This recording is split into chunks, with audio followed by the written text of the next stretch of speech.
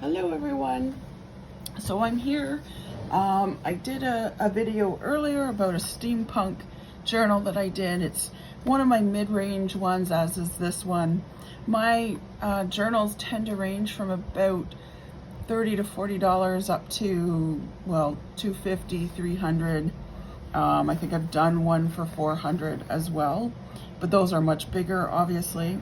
And this is my sort of steampunk in purple and pink kind of inspired journal. So I've got some cotton purple linen that I had, and I ripped it off this so that it could add as a tie down for this. And I love this, you know, the gears and whatnot to create that 3D effect, and the roses and the lovely elegant Victorian lady and Inspire. So this is my Inspire steampunk journal, and this is the flip through that we're going to do of it. So here we go. We start with some pink lace, and first thing in the cover is a tuck, and we've got all kinds of well, this is actually sort of a hidden thing right away because it's got a pocket out front, and this is a collage part here.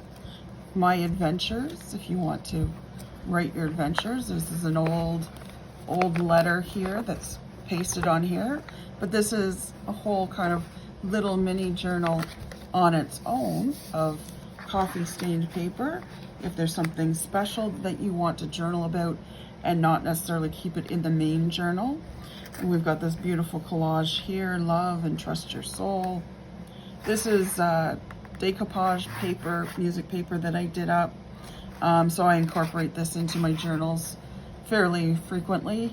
We've got another little pocket here full of different tags and papers and whatnot. I don't always pull them all out because I want to kind of share, keep a surprise, but this is one that I made.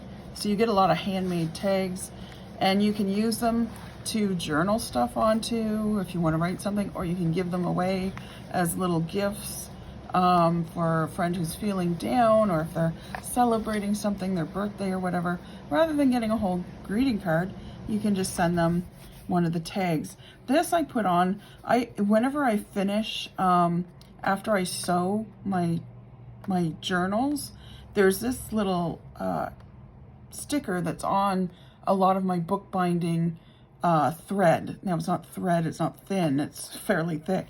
But anytime I get one of these, I'll find somewhere to stick it in a journal, so you'll know that your thread that was used was at the end of that last spool. Another collage page. I believe I did a lot of collaging in this one because I was just having so much fun with all the colors and whatnot. Yeah, that's on there. And, you know, collaging a little bit on the corners. I like that because I just think it's so cheerful for when you're writing stuff and you have this little thing in the corner. But I still keep lots of room for journaling. Another pocket here. You got a Smithsonian fact card in there as well as some other cards. I started putting a butterfly here, and I just kept it going, and they're all flying up here, dream big kind of thing. So I thought that was fun. And these, when given space, are pop out kind of wings, right? They're not glued down, but because of the pressure of the book, it does stay glued down a lot of the times. A vintage camera. We've got some of this vintage music paper. If you've watched my other videos, you probably know I use this vintage paper fairly often, and I do tend to glue things onto it or put things onto it to reinforce it because it is very, very delicate. If you get this journal, you'll notice that the edges are very delicate, but all the patina that's here is just from the age that it actually is. I have not aged this at all. This is how I found it. And like I said, it's from the 1940s, so we're talking like 80 years kind of thing. So pretty old paper, but I added collage to it. And then on the other side, I put in a pocket with some tags. And here I've got a little mini journal that I did up. So you can use this again as another little journal. I was thinking field notes because of the steampunk theme. And then I've got, this is Poe. I have a whole book of poetry and writing, so I incorporate that fairly often into a journal. Journaling pages there, another pocket here, and tags. Oh, this is where your toe tag is. Especially in Steampunk or any of my darker journals, I tend to include a toe tag from the mortuary, just for fun. And so more collage, some journaling pages that are a little bit embellished, and another pocket. Well, actually this is an envelope, but it won't close because this one has a ribbon on it, so that's why. So when you get it, you can smush all that in if you want and close that envelope if you want to. Lots of space for journaling. This is a great space for journaling, but I just love the way this opened up into the center and how it looked. I thought it was really neat, but you can still journal on it as well.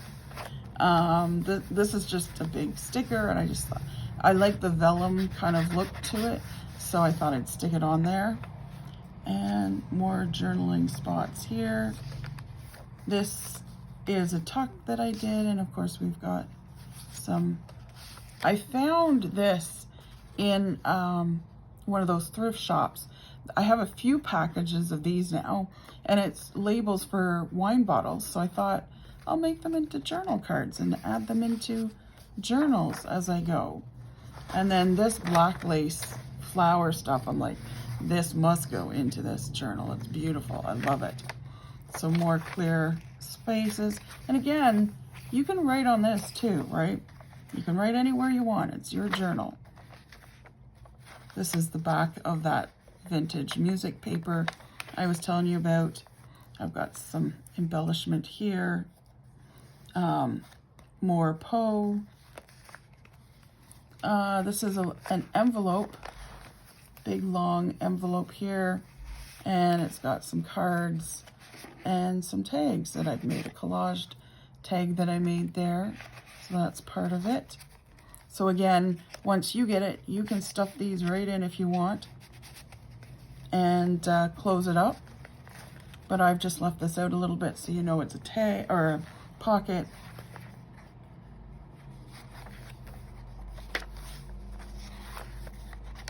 Lots of room for journaling.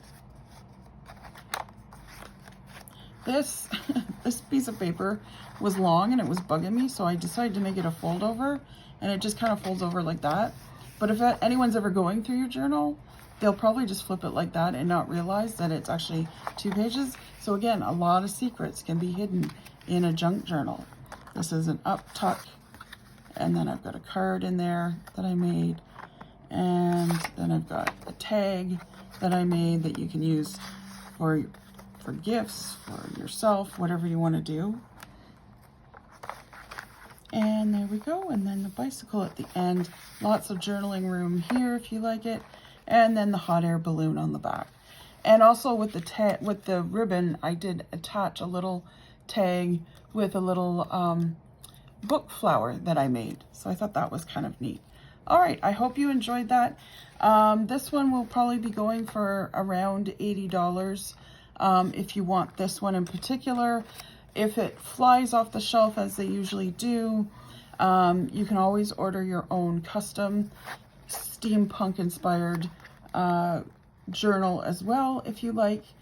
And my contact information will be in the description should you want to purchase one of this, either this journal if it's still available or another journal that you order. Okay, thanks for being here. Bye.